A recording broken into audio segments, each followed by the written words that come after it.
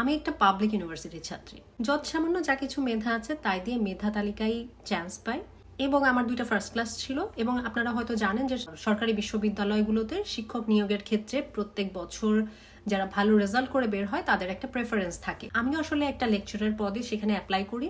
আমার খুব ইচ্ছা ছিল তা না, আমার বাবা মার খুব ইচ্ছা ছিল, যার কারণে আমি ইন্টারভিউ ফেস করি এবং ফেল করি। সেটা নিয়ে আমার কোনো আক্ষেপ নাই। আক্ষেপটা কোথায় জানেন? মেইন ইন্টারভিউয়ের আগে আমার 4-5টা ইনফর্মাল ইন্টারভিউ হয়, যেটা ইনফর্মাল, তার কোনো কাগজে কলমে নাই, বা এটা ইন্টারভিউ কেউ জানে না।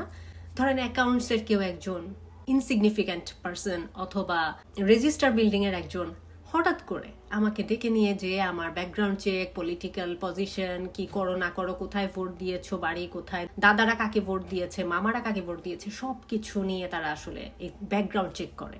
কারণ তাদের কথা হচ্ছে আমরা তোমাকে নিয়োগ দিলাম, তারপরে তুমি অন্য কোনো দলের প্ল্যাকার্ড নিয়ে দাঁড়াইলা, এটা হবে না। ইন্টারনাল পলিটিক্সটা এত ভয়ঙ্কর পাবলিক ইউনিভার্সিটির নিয়োগ পরীক্ষার ক্ষেত্রে, এইটা মোটামুটি আমরা সবাই জানি। সেই কথা যদি বাদও দেই, এখন দেখা যাচ্ছে বিসিএস এর সর্বোচ্চ নাম্বার পাওয়া মানুষটাও যদি প্রশ্নপত্র কিনে নিয়ে পরীক্ষা দিয়ে পাশ করেন, এটা তো আসলে যারা মেধার দরুনও পেয়েছে তাদের বিষয় তো এখন প্রশ্নবিদ্ধ হয়ে যাচ্ছে, পুরো সিস্টেমটাই তো প্রশ্নবিদ্ধ হয়ে যাচ্ছে। উপরন্তু একটা সরকারি চাকরি পেতে গেলে যদি আপনার বাড়ি কোথায়, আপনার দাদার বাড়ি কোথায়, আপনার নানার বাড়ি কোথায়, তারা কাকে ভোট দিয়েছে, রাজনৈতিক তাদের ফিলসফি কি, এইসব চিন্তা করে আমরা নিয়োগ দেই, সেখানে যদি আবার কোটা থাকে বিভিন্ন, আসলে যাদের এইগুলো কোনো ব্যাকগ্রাউন্ডই নাই, কোনো পয়েন্টেই আসলে তারা অ্যালাউ হলো না মেধা ছাড়া, তারা কোথায় যাবে? তারা কোথায় যাবে জানেন? তারা দেশ ছেড়ে চলে যাবে যাদের যৎসামান্য মেধা আছে। এখন মানুষ এইচএসসি পাশ করার আগেই চিন্তা করে কোন দেশে যাব পড়তে। এটা মধ্যবিত্ত বলেন, উচ্চবিত্ত বলেন, সবার মনের একই ইচ্ছা, বিদেশে পড়তে যাব। দেশে থেকে কি করব? এখন এই যদি হয় তরুণ সমাজের মেন্টালিটি, এটার কারণ তো আমাদের খুঁজে বের করতে হবে। কারণ তারা আসলে অনেক কিছু নিয়ে ফ্রাস্ট্রেটেড। মেধা হচ্ছে যে কোনো দেশের জন্য সব থেকে বড় সম্পদ।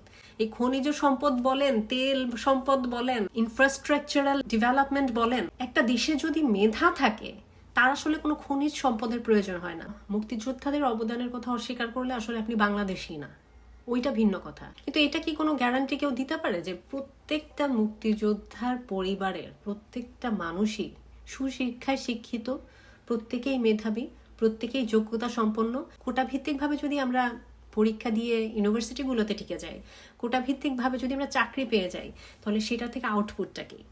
সবার আগে চিন্তা করতে হবে তো আউটপুট। মুক্তিযোদ্ধারা তো এই জন্যেই মুক্তিযুদ্ধ করেছিলেন, দেশটাকে স্বাধীন করার জন্য, সুন্দর করার জন্য, একটা সার্বভৌম দেশ তৈরির জন্য। তো সেই দেশে মেধাহীন মানুষ দিয়ে যদি সিস্টেম চালানো হয়, সরকারি পরীক্ষাগুলোর মতো এত বড় পরীক্ষার জায়গাতে যদি এত বড় একটা প্রবলেম আইডেন্টিফাই হয়, এটা নিয়ে কাজ না করলে তো দেশ তার সম্পদ হারাচ্ছে। একটা পদ বা ডেজিগনেশন কখনো কোটার মাধ্যমে ফিল আপ করা যায় না। একটা পদ যখন খালি হয়, সেই পদের কিছু খুব ভাইটাল রেসপন্সিবিলিটিস থাকে, সেই পদের উপরে ডিপেন্ড করে আর হাজার হাজার লক্ষ লক্ষ মানুষের অনেক কিছু নির্ভর করে।